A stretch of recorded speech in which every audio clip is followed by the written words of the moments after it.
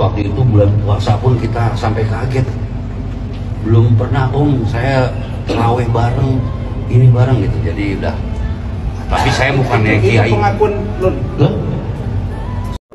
Untuk kuliah, anak saya dari awal sampai yang pertama sampai terakhir itu sarjana semua. Tidak ketergantungan sama orang lain. Apalagi kalau dilihat si Loli itu datang cuman bawa perkara, bawa masalah. Kita benahin satu-satu, itu big trouble, big problem kita ini. Tapi pihak lu lihat ya, sampai ada pengiriman uang, gue rubuhin rumah lo. Emang apa kerjaannya keluarganya Fadel? Apa? Ada yang tahu nggak? Hah? Lu tuh keluarga gembel. Udah, jangan marah kalau dikatain kismin, say. Bapaknya Fadel, lu ngaca nggak? Muka lu tuh kayak haram jadah, ya? Sama monyet aja masih cakapan monyet daripada muka lo. Baru pulang gue, habis main-main. Gue ngeliat tuh preskon si bapaknya Puder bilang katanya Laura pas datang ke sini melarat. Heh, gila ya? Itu anak kecil aja bisa ngasilin ratusan juta buat keluarga lo.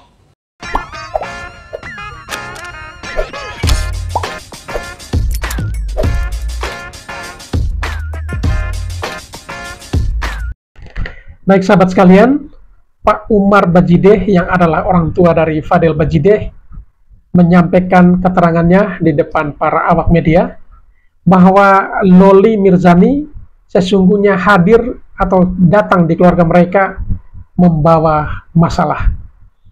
Dan ia katakan bahwa Loli itu melarat ketika ditinggalkan atau diterlantarkan oleh Nikita Mirzani. Menurutnya bahwa Loli tidak memiliki apa-apa. Loli dibentuk dan dididik oleh keluarganya. Tetapi yang menjadi persoalan di sini adalah laporan Nikita Mirzani bukan terkait dengan kehilangan anaknya, sehingga ia harus berterima kasih kepada keluarga Bajideh ini, tetapi justru hal negatif yang dialami anaknya ketika berada dekat dengan anak dari Umar Bajideh ini. Itu yang menjadi persoalan dan Nikita Mirzani melaporkannya kepada pihak berwajib. Namun statement atau ucapan dari orang tua Fadel Bajideh ini mendapat respon yang menohok dari Nikita Mirzani dan juga orang terdekatnya. Antaranya adalah Yolo Ine ataupun Mail ya, yang merupakan asisten dari Nikita Mirzani. Mereka menampik bahwa sesungguhnya sekalipun tanpa keluarga Bajideh, Loli tidak mungkin terlantar karena untuk biaya endorse yang ia dapat pun kurang lebih sekitar 400 juta. Sehingga pernyataan dari orang tua Fadel bahwa Loli melarat atau terlantar itu tidak benar. Baik, untuk tidak memperpanjang kata, mari kita ikuti video-videonya. Waktu itu bulan puasa pun kita sampai kaget. Belum pernah saya terawih bareng, ini bareng gitu. Jadi udah. Tapi saya bukannya kiai. Pengakuan lo. Saya bertanya itu. Pernah dia suatu waktu mau terawih ya. Ini saya sampai kaget. Lagi keadaan mens. Iya. Mens ikut terawih. Itu yang saya bingung, ini apa nggak diajarin kok santainya boleh gitu loh. Akhirnya saya suruh balik. Untuk kuliah, anak saya dari awal sampai yang pertama sampai terakhir itu sarjana semua. Oh, semuanya tidak sarjana ya? sama orang lain. Apalagi kalau dilihat si Loli itu datang cuman bawa perkara, bawa masalah. Kita benahin satu-satu, itu big trouble, big problem kita ini. Tapi pihak dari sana, dari ibunya tidak pernah tahu sampai dia baru dapat endorse kecil-kecilan, baru mulai masuk ngutik-ngutik saya gitu. Jadi awalnya mereka dari pihak keluarganya tahu ini masalah dari sana besar sekali. Loli itu berbagai macam masalah. Jadi kita yang ini Ya, kita meluruskan semua, selesai semua itu. Baru ada endorse masuk, itu juga nggak besar, kecil gitu. Jadi jangan disangkutin kita renovasi apa ini usaha kita sendiri, nggak ada. Loli itu seperti bawa uang dari surga, nggak ada itu. Itu datang melarat dia, ya asal tahu aja. Melarat. Jangan ngomong besar ibunya nih. Itu datang nyusahin orang, bikin masalah di rumah. Jadi kita, kalau anak-anak saya tuh saya didik akidah imannya tebel semua. Jadi alhamdulillah jalannya lurus-lurus saja. Jalan lurus tapi tidak ada. di sel itu ditahan di kalau polisi. bukan satu aja yang terlantar. Sebelum Loli banyak, nggak banyak sih, beberapa. Jadi kita jadi kayak wah memamerkan itu. Dia sempat bisa lepas dari kita, silakan. Jadi beberapa orang. Nah, Loli ini saya nggak tahu itu anak siapa, saya tidak bangga, nggak ada artinya bagi saya. Cuman ini anak semua saya lihat ini terlantar. Jadi kasihan, kemanusiaan, kita tolong, kita arahin. Oh, tolong lalu itu bulan puasa pun anakmu memperlakukan tidak benar. Belum pernah saya terawih bareng, ini bareng gitu. Jadi udah. Tapi saya bukan yang kiai. Pengakuan lo. Saya sampai tanya itu. Pernah dia suatu waktu mau terawih kan. Ini saya sampai kaget. Lagi keadaan mens. Ya. Mens ikut terawih. Itu yang saya bingung gini, apa nggak diajarin kok sangkanya boleh gitu loh. Akhirnya saya suruh balik. Itu. Jadi saya tuh sebenarnya nggak mau ngomong kayak gini loh. Jadi istilahnya saya tuh nggak mau kebanyakan orang sangkanya kita timbal balik atau gimana gitu ya. Saya nggak perlu terima kasih, nggak perlu apapun. Yang penting diri anak bisa terarah, akidahnya ada, imannya jadi, nah gitulah. Tapi kalau sampai saya difitnah sampai begini, ya itu hanya Allah yang tahu aja kan. Bapaknya Padel, lu ngaca nggak? Muka lu tuh kayak haram jadah, ya, sama monyet aja masih cakapan monyet daripada muka lo. Parah. Bilang-bilang melarat, lu yang melarat, lu pembawa sial. Kalau emang lu orang tua yang bener, ya, udah tahu emaknya nggak suka, kenapa anak lu nggak dilarang buat ngedeketin anak gue selama dia di UK? Goblok. Nggak anaknya, nggak bapaknya, ya, semuanya PA. Lu habis ngunyah apa? Ngomong begitu. Habis ngunyah kemenyan lo, bapaknya Padel miskin gembel, yang jelek juga, yang bau, gue rasa bau, udah bukan bau mayat lagi, udah bukan bau alang sangit, bau bandar gebang lo pada tau nggak? Lo lihat sampai ada pengiriman uang, gue rubuhin rumah lo. Emang apa kerjaannya keluarganya Padel? Apa? Ada yang tahu nggak? Lu tuh keluarga gembel. Udah jangan marah kalau dikatain kismin, say. Emang lu gembel, emang lu kismin. Mobil lu aja kagak bayar pajak. Berucap lu lantang lu gitu lo. Ya, lu pikir gue takut? Lu lawan gue semua, gue sendiri aja. Gue cool orangnya, gue cool. Well, kalau lawan gembel kayak kalian itu tuh nggak butuh pertolongan siapa-siapa. Well, cukup sendiri. Tasma bertanya siapa backingan Nikita Mirzani, gue kasih tahu, backingan gue itu makhluk astral, sejenis tuyul, ya, sejenis tuyul dan jeniprit. Berani lu lawan? Lu lawan deh tuh, ya kan lu bisa tuh berbicara sama setan, ya kan? Bisa lu kan, di talk sama hantu kan? Nah, coba lu bicara sama backingan gue itu, bertanya-tanya mulu lu nyasar lu. Baru pulang gue, abis main-main. Gua ngeliat tuh preskon si bapaknya Pudel bilang katanya Laura pas datang ke sini melarat. Gila ya. Itu anak kecil aja bisa ngasilin ratusan juta buat keluarga lo. Blok. Dasar jelek, dekil. Nggak bapak, nggak anak, semuanya dekil semua. Najis. Bapaknya Padel yang muka, gue rasa bapaknya Padel kawin sama kuyang, makanya muka anaknya begitu semua. Ngomong soal akidah, lu tahu nggak si Fadil itu punya video porno, ya, yang diperjualbelikan, dan rata-rata cewek yang ditidurin sama si Fadil yang jeleknya minta ampun itu, yang melarat, yang bau, ya, yang mukanya bopeng gara-gara dimakanin cikungunya itu, ya, ceweknya rata-rata di videoin. Lu tahu nggak bapaknya, ya, nggak usah ngomong-ngomong soal akidah, lu keluarga juga lu semua, lu keluarga mesum, makanya mau lu dikutuk muka lu kayak begitu buruk rupa. Sadar nggak? Punya kaca nggak di rumah? Makanya rumah lu gelap. Karena lu takut lihat muka sendiri. makanya gelap mukanya. Paham nggak sampai di sini? Ya, jangan sampai bener-bener gue siram ya pakai air tai tuh ke rumah lo tuh ya, biar ada sinarnya, biar ada warnanya. Ngomongin akidah. Rasman ngomong, mohon dukungannya, semoga cinta mereka nanti sampai dewasa selamanya. Tai kucing, kenapa nggak dijodohin sama anak lu?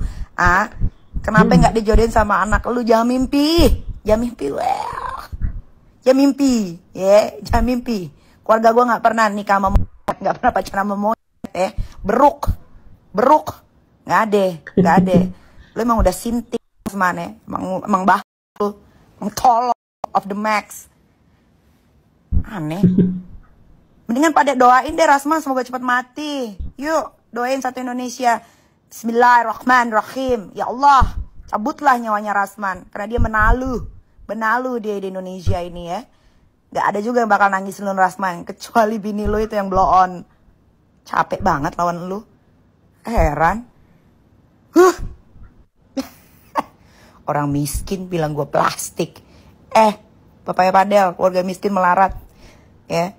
Yang muka lu tuh perpaduan bulldog, anjing helder, kuyang, monyet, beruk, bekicot. Nah, keluarga binatang lo, tau gak? Urusin gigi lo. Kalau mampu urusin gigi lo. Ngapa gigi lo kuning banget itu sampai pecah-pecah? Lo makan batu, bukan makan nasi. Emang gue lupa. Lo bukan manusia, lo sejenis dajjal. Ngomongin gue plastik. Gue made in Korea, mahal say. Ya, nah, udah tahu kan berarti si Laura itu ngomong plastik-plastik dari mana? Banyak yang bacot sih, bayar utang. Banyak banget tuh yang nagih lo tuh, utang bayar. Jangan ceramah melulu lo. Itu pasti mic abis dipegang bapaknya si Padel tuh bau bangke. Kecium banget dari sini bau bangkenya. Ih, geli banget. Kok ada manusia kayak begitu ya? Oke, oh iya ini sudah bisa dipastikan. Ini bisa dipastikan kebenarannya. Jadi Laura ini menyewa unit apartemen. Waktu dia kembali ke Indonesia dari London itu melalui kakaknya Fadel, abangnya Fadel. Saya nggak ngerti ini kakaknya yang mana, tapi yang jelas antara Martin ataupun Bintang ya. Nah itu ada dugaan markup harga. Markup harga. Jadi kalau misalnya di Lexington itu di apartemen tersebut yang standar studio itu 7 juta, 7 atau 6 juta di markup lagi jadi 11 atau 12 juta sama kakaknya Fadel. Sampai jadi 11 atau 12 juta. Lumayan lah buat nongkrong. Uang Laura. Harusnya gini, kalau misalnya ini sudut pandang saya juga punya anak perempuan. Kalau misalnya memang keluarga itu keluarga benar, ini ada anak perempuan di bawah umur, ibunya masih ada, orang tuanya masih ada. Kalau saya jadi ibunya Fadel, orang tuanya Fadel, saya nggak mau kesalahan dong. Ini anak perempuan loh, ya. Kenapa tidak melibatkan pihak yang berwajib ketika tahu anak ini ditolak? Minta bantuan pihak berwajib untuk memediasi gimana nih anak ini ditolak sama ibunya. Jangan sok-sok pahlawan kesiangan. Akhirnya apa? Seperti ini kan. Jadi memang kalau misalnya memang keluarga baik ya dia pasti akan memikirkan itu. Dia akan mencari pihak ketiga yang jelas punya kewenangan untuk memediasi Laura dengan ibunya. Tapi yang saya lihat ini malah makin anak ini, si Laura ini entah didoktrin apa jadi seperti itu. Jadi di apartemen itu beberapa kali ada lah yang mergokin kalau Fadel itu kasar ke Laura, baik dari ucapan, baik dari secara fisik itu kasar. Bahkan security apartemen tersebut itu menyaksikan langsung Laura itu didorong. Kalau misalnya memang itu kan April ya, CCTV-nya pasti masih ada. Kalau nggak salah CCTV 6 bulan ya, pasti masih ada CCTV-nya. Ada kok kejadian si Laura itu didorong sama Fadel. Tapi itu kan ya penyidik yang punya kewenangan untuk buka CCTV itu. Karena saya waktu itu bilang sama si Niki kalau Laura ini tiba-tiba mau nikah itu akhir Juli. Nah akhir Juli itu saya sampaikan ke Niki bahwa si Laura itu tiba-tiba mau nikah. Niki udah bilang ke saya tahu anak itu hamil. Ya, Niki yang bilang ke saya langsung, ya mau nikah dia. Aku bilang ke Niki anakku mau nikah. Iya, gue tahu deh itu anak hamil ya loh. Tapi di situ belum ada berita soal ya, belum ada. Cuma dia bilang dia udah tahu kondisi anaknya itu sedang berbadan 2. Saya nggak ngerti, saya nggak. Yang jelas dia punya bukti, dia kasih lihat ke saya. Oh hancur. Dia sempat bilang ke dokter Oki kalau dok, hatiku hancur. Kenapa anak itu nggak bilang kalau dia hamil? Niki ini berharap kalau Loli sendiri yang bilang ke ibunya, ke Niki, Ami aku hamil, mungkin ya. Tapi kalau dia dilihat dari kalimatnya ke dokter Oki, terus waktu dia tahu Laura juga, dia bilang ke saya, ya Allah gue nangis sampai jam 5 pagi. Oke lah mulutnya Niki bilang, wah gue gak peduli sama anak itu. Tapi buktinya ditangisi anak itu sampai jam 5 pagi. Ya pasti. Ya tapi gak jadi, gak tahu entah apa sebab. Saya gak ngerti deh. Itu bukan kapasitas saya buat ngomong. Karena memang saya gak tahu detailnya itu. Ini anak yang memutuskan anak ini untuk aborsi itu siapa saya gak tahu. Tapi yang jelas ini anak kabarnya diduga melakukan aborsi. Ya, begitu dia pulang dari London kan dia belum hamil tuh. Ya sekarang kalau misalnya ditanya apakah itu benar anaknya Fadel, ya kan sama Fadel terus dia. Bahkan sampai Fadel nginep, sampai Fadel mondar-mandir, pokoknya dia laki-laki di hidupnya di dalam hidupnya Laura saat dia balik ke Indo ya cuma Fadel. Sekarang gini, kalau misalnya nih ini kita bicara masalah penyangkalan Fadel ya. Fadel, kalau misalnya memang kamu bilang kamu tidak berhubungan seksual sama Laura, ngapain kamu USG? Ngapain? Bener dong, nggak pernah gue apa-apain kok itu anak perempuan. Bener dong, kenapa kamu harus USG untuk memastikan, untuk membuktikan? Biarkan aja visum yang membuktikan. Ngapain kamu harus ke dokter kandungan, kamu USG rahim Loli yang udah nggak ada apa-apa, terus kamu bilang, oh ini negatif ya hasilnya, ini nggak hamil kok. Gak usah kayak gitu. Kalau memang kamu nggak pernah berbuat yang macam-macam sama Laura, gak usah kayak gitu. Ngapain kamu bawa dia untuk ketakutan USG? Itu kan nggak pernah diapa-apain. Rasman yang mukanya bopeng resmi melaporkan Nikita Mirzani. Preskon lagi lo ngundang, katanya lo nggak pernah ngundang, katanya wartawan yang pengen wawancara lo selalu laporin gue. Bagus, gue tunggu laporan. Rasman, Rasman, ngapain lo di Polres teriak-teriakan, manggil hujan lo, teriak-teriakan begitu. Berasa rumah lo itu, itu kantor polisi, blok. Gak usah teriak-teriak kok ya. Kenapa? Gue mau menanggapi beberapa hal mengenai statement dari Bapak Umar. Pak Umar, kalau Bapak Umar bilang Laura itu datang cuma bawa masalah, jangan lupa Laura bisa mengeluarkan 3 anak Bapak dari masalah. Kalau Bapak bilang Laura itu melarat, Pak jangan lupa anak melarat itu bisa beliin anak Bapak PS, Pak. Bapak kan nggak bisa. Pak Umar juga bilang akidah keimanan anak saya ini sangat kuat, Pak. Jangan lupa. Bapak pernah mikir gak berapa ribu pasang mata yang belekan gara-gara ngelihat burung gagak anak Bapak? Jangan lupa, berapa perempuan yang dipapin terus sama anak Bapak. Pak Umar juga harus ingat, Pak. Tetangga-tetangga apartemennya Laura, itu juga banyak yang denger sendiri gimana anak Bapak nyakitin Laura. Kalau Pak Umar bilang anak ini melarat, Pak, Bapak lihat. Laura sekarang udah diamankan, bangunan Bapak mangkrak tuh renovasinya. Kalau Bapak gak mau dihujat, jangan kasih kami bahan untuk menghujat Bapak. Ganti pengacara, Pak. Nikita Mirzani kabarnya telah dilaporkan ya, dilaporkan oleh Rasman, dilaporkan oleh keluarganya Fadel ya. Saran saya Nikita Mirzani tetap fokus pada perkaranya Loli, laporan di Jakarta Selatan ya, ignore aja, tidak usah dilayani dan tidak usah ditanggapi ataupun dikubris, biarkan saja ya. Yang penting kasus Loli beres, kita semua support dan dukung Nyai. Pun dia tidak bersalah, ya dia seharusnya dibebaskan. Berdasarkan apa? Berdasarkan bukti-bukti valid yang disajikan ke penyidik, bukan disajikan ke wartawan. Betul. Satu lagi tadi. Satu dan terakhir ya. Enggak ya, maaf ya Mbak ya. Maaf ya Mbak, ini follow up atau Mbak ini aja ya Mbak, maaf ya.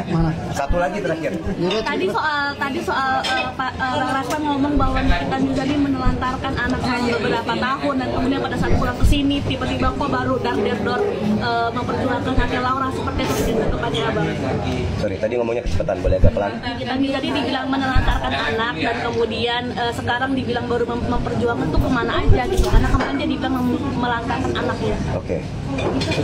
Ini pertanyaan terakhir ya, habis ini saya minta udah, karena saya takut saya terlalu banyak bicara nanti saya malah salah. Ya, ini pertanyaan terakhir, saya jawab ya. Kalau dibilang menelantarkan, ini adalah bentuk kita memberikan kesempatan kepada Laura untuk silahkan kamu mencoba independen. Rasakan kerasnya dunia, nah. Dunia ini nggak manis loh. Kalau kami grab terus, ibaratnya kami megang pasir nih. Makin kami kepel, kamu akan tetap lolos kok. Nah, jadi ini keinginanmu, sudah lakukan. Jadi ini apa namanya? Ini bahasa hati orang tua ya. Ketika mulut sudah tidak bisa berucap, minal aidin wal faizin, bukan. Ini biasanya ucapan minal aidin wal faizin. Ketika mulut sudah tidak bisa berucap, itu bentuknya adalah doa. Kalau memang sudah tidak dipegang secara fisik, tinggal hatinya yang menjaga. Kalau kita lihat dibilang menelantarkan, adik saya nangis loh. Ketika tahu bahwa kan dia juga sendiri statement sedikit mengutip, entah salah atau benar ucapan adik saya ini sedikit ini. Anak gue mau bebas, tapi bukan berarti lu boleh nyakitin dia. Betul.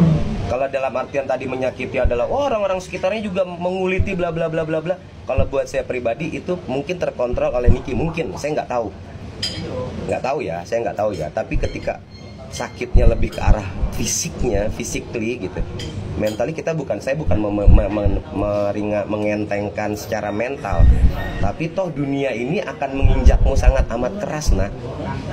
Jadi kalau bila bentakan kecil kupatahkan hatimu, lebih keras dari itu dunia akan menghakimimu. Kayak jadi nyanyi, maaf ya. Nggak, jadi udah gitu aja. Jadi kalau dibilang menelantarkan, itu bukan menelantarkan, itu adalah bentuk orang tua memenuhi keinginan anak. Karena pengen bilang bebas itu ya? Iya, anak kan Laura kemarin pun di mobil ngomong saya, aku independen. Oh, makanya teman-teman minggu lalu saya imbau untuk ayo jangan panggil Loli lagi ya. Karena anak ini ketika dia ingin independen, dia ingin melepas sebenarnya identitasnya dia. Ingin melepas identitasnya dia yang terkait dengan ibunya. Tapi nama Laura nggak bisa dilepas dari itu, karena itu adalah nama lahir. Buat saya tonnya Laura itu jauh lebih positif. Karena seingat saya, Laura itu adalah anak yang baik. Terima kasih ya, terima kasih. Ini bukan pertanyaan. Menanggapi kemarin statement dari ayahnya Fadel seperti apa dia menyebut Tapi Umar, iya, giginya pecah-pecah gitu. Laura disebut melarat oleh ayah Fadel, Nikita Mirzani, dia hasilkan 400 juta rupiah. 400 juta itu bukan kecil ya. Nikita Mirzani menanggapi pernyataan ayah Fadel Bajideh, Umar Bajideh, yang menyebut Laura Meizani melarat saat masuk dalam kehidupan Fadel dan keluarganya. Laura juga disebut membawa banyak masalah dan membuat keluarga Fadel turun tangan untuk membenahi masalah putri sulung Nikita Mirzani itu. Nikita pun murka mendengar pernyataan itu. Ia tak terima sang anak dituding melarat oleh ayah Fadel. Bapaknya Fadel pakai bilang Laura datang melarat, keluarga lo yang melarat. Anak gue di bawah umur aja bisa dapat endorse 400 juta rupiah lebih buat biayain hidup keluarga lo. Jangan belaga insomnia lo semua, ungkap Nikita Mirzani dengan nada geram melalui postingan di IG Story. Nikita juga mempertanyakan maksud kuasa hukum Fadel, Rasman Nasution, yang mempertanyakan siapa ayah Laura. Bintang Jakarta Undercover ini dengan tegas mengatakan bahwa mantan suaminya, Aizawan Aseru Arsi, juga tak suka dengan hubungan Laura dengan Fadel. Ngapain lo tanya-tanya bapaknya Laura? Bapaknya Laura orang kaya enggak kismin. Itu mantan laki gue sampai WhatsApp gue nanya kenapa itu Bahlul ngomong kayak gitu. Kalian pikir gue membelah diri? Ada bapaknya Laura, tapi enggak mau dia kenalan sama kalian, jijik, bebernya. Di akhir postingan, Nikita sempat mengeluarkan pesan menohok untuk ayah Fadel. Bapaknya Fadel, lo ngajak enggak? Enggak usah bilang-bilang melarat, lo yang melarat. Kalau memang lo orang tua yang benar, sudah tahu gue enggak suka, kenapa lo enggak larang anak lo mendekati anak gue selama dia di UK? Enggak anak, enggak bapak, semua sama Bahlul. Kalian lihat, ya, sampai ada pengiriman uang dari Laura, gue rubuhin rumah kalian. Lantang banget lo ngomong melarat, pungkasnya. Sebelumnya, ayah Fadel membantah bahwa telah memanfaatkan Laura dalam hal materi. Umar mengatakan bahwa keluarganya tidak pernah memakai uang Laura termasuk untuk merenovasi rumah keluarganya. Bagaimana bisa kita dibilang pakai uang, Laura, untuk renovasi rumah? Dia datang ke rumah saja dalam kondisi melarat. Dia datang itu cuma bawa masalah. Datang cuma bikin perkara di rumah, ujar Umar Bajideh. Kayaknya anakku deh, usia deh. Yang melarat kayaknya dia deh, bukan Laura. Laura nggak pernah melarat sama saya ini. Berkecukupan, nggak pernah memanfaatkan orang lain, tidak pernah menyusahkan orang lain. Ya kalau misalkan si Umar ngomong begitu ya dia agak ngaca deh. Dia melarat kan, tapi jadi ngumpul orang yang melarat. Tapi dia melarat kan, gue deket banget ya sama orang tua yang bodoh kayak Umar itu, kayak Fadel. Masa dia bilang katanya orang nggak pernah puasa, nggak pernah sholat. Dia buta matanya apa gimana sih, belum nggak ngerti. Anak gue, keluarga gue tuh sedari dini tuh udah diajarkan agama. Jadi nggak usah ngomongin akhlak, kayak urusin aja anak tuh, itu anak. Bapak Fadel kemarin malam juga melaporkan Nikita sendiri bang, undang-undang ITE dan juga Saya mau tanya, yang dilaporkan itu perbuatan siapa dan apa kira-kira? Saya nggak mengikutin. Kira-kira apa yang disampaikan dengan seseorang? Apakah statement itu statement yang di Instagram? Pada saat itu siapa yang menyampaikan? Nikita apa? Mama Lemon. Laporkan Mama Lemon. Mama Lemon dilaporkan. Di dalam hukum, subjek hukum dalam sebuah peristiwa pidana itu adalah yang melakukan perbuatan. Kalau yang melakukan perbuatan yang Anda lihat itu Mama Lemon, laporkan Mama Lemon supaya tidak terjadi error in subjecto dalam sebuah laporan polisi. Silakan lapor, tidak ada yang melarang, tapi tolong laporkan orang yang melakukan perbuatan itu. Bukan Nikita Mirzani, itu Mama Lemon. Laporkan Mama Lemon, silakan. Tapi kan dari suaranya kan suara Anda bukan ahli suara, Anda wartawan, tugas Anda bertanya, Anda sampaikan di HP itu. Anda sampaikan kepada masyarakat, Anda tidak mempunyai keahlian di bidang suara. Nyanyi pun Anda mungkin tidak bisa. Jadi saya pikir Anda fokus kepada pertanyaan, tugas Anda sebagai seorang wartawan. Artinya tidak tepat bang yang mengadukan Nikita? Bukan tidak tepat, error in subjecto. Di dalam hukum itu kalau melaporkan seseorang, apalagi dugaan tindak pidana pencemaran nama baik itu adalah delik aduan. Ya, delik aduan itu berarti yang mengadukan harus adalah korban langsung. Kalau korban langsung berarti dia harus tahu dong siapa yang melakukan. Menurut rekan-rekan wartawan yang melakukan adalah Mama Lemon. Laporkan Mama Lemon. Artinya itu yang membuat Mama Lemon berani terus speak up. Bukan Mama Lemon berani terus segala macam. Ini kan menjustifikasi. Tapi hukum itu kan tegak lurus. Hukum itu tegak lurus dalam sebuah perbuatan pidana, yang melakukan perbuatan itu yang harus dilaporkan. Tidak mungkin orang lain yang melakukan, orang lain yang dilaporkan. Kan begitu logikanya, iya kan? Nah, itu logika hukum. Jadi bukan pasal, logika hukum. Orang yang melakukan perbuatan pidana adalah orang yang harus bertanggung jawab atas perbuatan tersebut.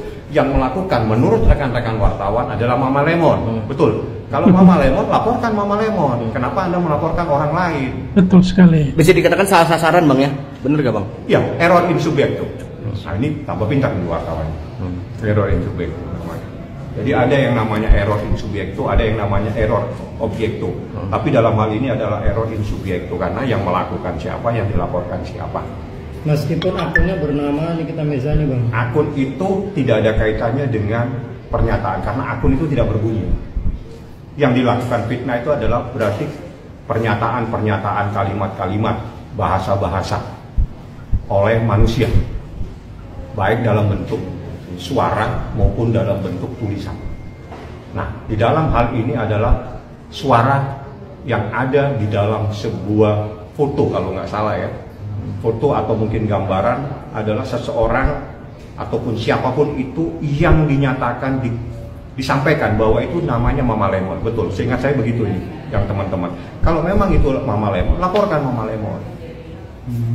Ya, Anda cari Mama Lemon itu di mana. Ya, luar biasa, kaget, itu aja. Yang lain-lain nanti kalau dia datang aja ditanya. Artinya shock juga Bang, ya, kaget ya Bang. Sebagai orang tua sakit juga Bang. Lihat hasil. Sakit aja. Shock. Jadi bukan sakit, shock dia melihat. Jadi suatu hal yang luar biasa yang terjadi terhadap anaknya. Sebagai seorang ibu dia kaget, kok sampai seperti ini, gitu aja. Yang lain-lain ya saya nggak bisa jelaskan. Kalau ada waktu silakan tanya ke Nikita Mirzani aja langsung. Bang, hari ini proses penyelidikan juga dari pengelola apartemen ini yang... Saya nggak paham siapa yang dalam proses ini, karena jujur kedatangan saya ada terkait dengan persoalan lain. Cuma karena teman-teman datang, saya jelaskan kalau memang ada kaitannya. Tapi khusus kedatangan saya hari ini tidak ada relevansinya, jadi tidak terkait dengan laporannya Nikita. Saya ada... Seperti apa hasil dari pemeriksaan Fadel Bajideh kemarin malam? Ya, baik, terima kasih rekan-rekan. Mungkin kita lihat bersama. Kemarin kita sudah diberikan keterangan oleh VA, ya, kemudian yang didampingi oleh kuasa hukum. Gitu. Ya, jadi untuk pertanyaan yang selesai ada 33, kemudian dijawab oleh VA. Ya. Seberapa rencana awalnya 20 pertanyaan tiba-tiba jadi 33, berarti pertanyaan tambahan nanti ya? Iya, jadi untuk pertanyaan memang sudah dipersiapkan 20 pertanyaan, namun demikian tetap berkembang karena memang kita menggali, mencari, kemudian keterangan-keterangan yang diberikan oleh VA itu untuk memperjelas kasus yang dilaporkan oleh NM. Berarti terkait apa aja pertanyaan dari penyidik sendiri, Bu Nurma? Seputar pasti mengenalkan kapan, di mana, itu pasti. Karena memang yang dilaporkan VA adalah saksi terlapor. Fadel sendiri banyak memberikan keterangan membantah atau mengakui semua tuduhan dari Nikita? Kalau itu penyidik yang tahu. Karena memang yang memeriksa dan minta keterangan adalah penyidik. Proses selanjutnya apa, Bu Nurma, setelah Fadel menjalani pemeriksaan kemarin? Ya, kalau semua diperiksa yang ada di penyidik, yang jelas memang sedang setelah dikumpulkan barang bukti, kemudian dari saksi sudah jelas, dan ini juga kita lagi menunggu visum. Oke, Bu Nurma, kemarin juga pengacara dari Fadel, Rasman, memberikan pernyataan meminta Polres Jaksel untuk memeriksa DS. Ya. Seperti apa mungkin? Apakah diperlukan DS atau seperti apa?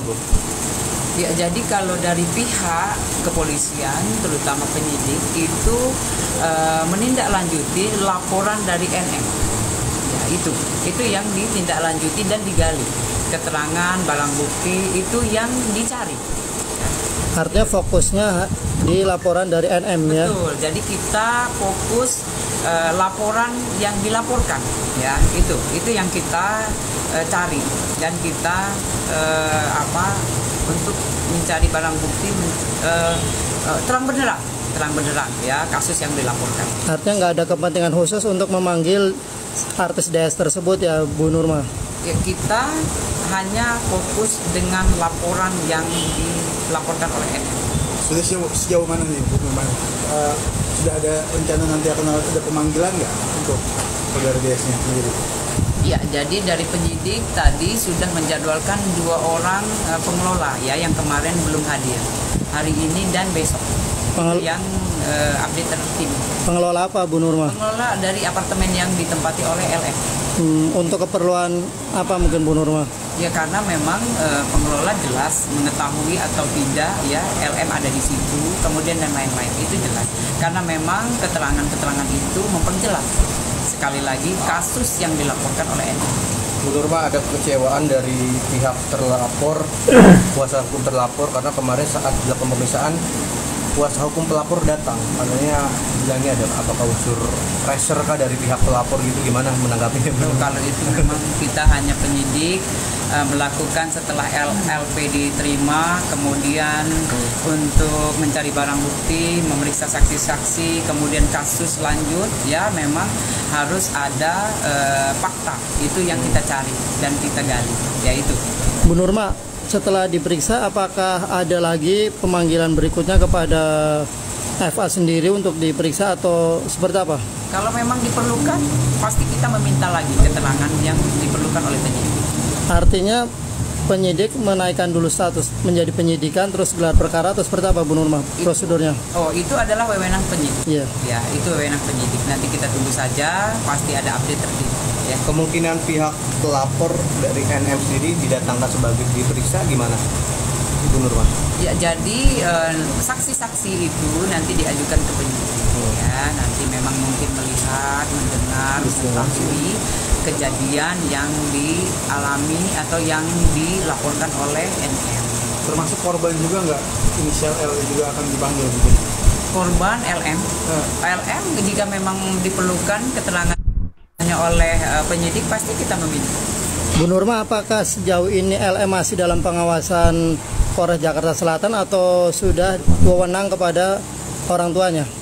Jadi sekarang dari NM kan sudah dititipkan ke rumah aman. Jadi sekarang LM itu ada di rumah aman. Ya.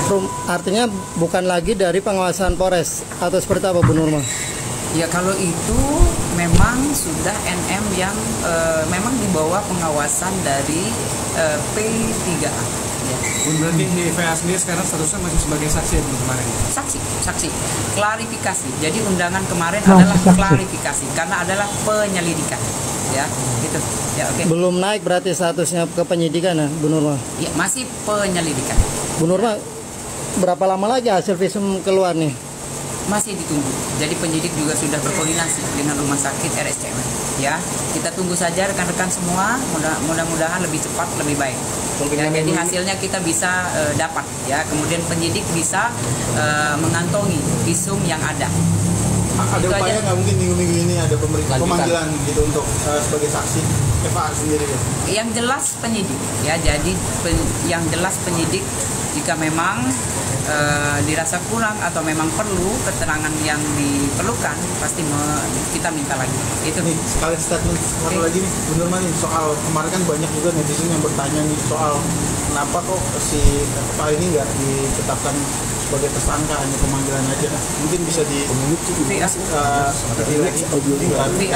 Oh iya. Jadi PA kenapa pulang ya? Kemudian memang banyak yang bertanya karena memang dalam tahap undangan klarifikasi ya, jadi kita ini masih tahap penyelidikan, belum menaiki jadi belum tahap penyidikan gitu. Jadi memang kemarin kita mengundang VA dalam kapasitasnya adalah klarifikasi, memberikan keterangan klarifikasi mengapa dari VA di saksi diduga terlapor itu ya.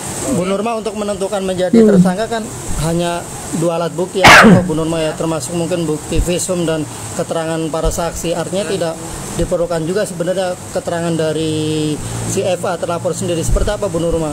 Ya kalau itu memang penyidik, ada di wewenang penyidik. Yang jelas sekarang penyidik mengumpulkan barang bukti, kemudian memeriksa saksi-saksi, kemudian kita tunggu saja untuk visum. Karena memang memperjelas kasus yang dilaporkan adalah visum. Oke. Tapi terima kasih Bu Nurma. Dan kemarin dari keluarganya ada pemeriksaan juga, kapan atau gimana nih? Itu nanti penyidik, nanti kita update. Nanti kita tanya kembali ke penyidik siapa-siapa saja yang bisa atau dimintain keterangan ya, baik dari keluarga semisalnya atau dari siapa yang melihat dan mendengar gitu. Ya, termasuk dokter yang aborsi itu. Nanti kita penyidik yang menentukan. Ya, nanti yang kita tanya lagi di penyidik. Oke. Tiba-tiba Loli paginya 3 hari depan tuh dia nembak gua pas pagi. Fadil, lu mau nggak jadi cowok gua? Langsung gue bilang gini. Iya sayang. Langsung gue nanya sama dia, emang lu suka sama gue baru kenal loh? Itu gue emang suka dari awal sama lu. Langsung gue bilang, kalau emang lu suka, yang penting nurut sama gue, mau gue rubah nggak? Gitu, nurut sama gue. Itu aja sih kalau pacaran sama gue, nurut aja. Nurut aja. Iya, akhirnya mau dia, ya udah gue nurut. Gitu. Baik sahabat sekalian, demikianlah beberapa buah video terkait dengan perseteruan antara Nikita Mirzani dan juga Rasman dan juga keluarga Bajideh terkait dengan kasus yang dihadapi putri dari Nikita Mirzani, yaitu Loli Mirzani. Dan kepada para sahabat sekalian yang setelah menyaksikan video ini ingin berkomentar, silakan tulis di kolom komentar. Sekian dan terima kasih dan sampai berjumpa kembali di video selanjutnya.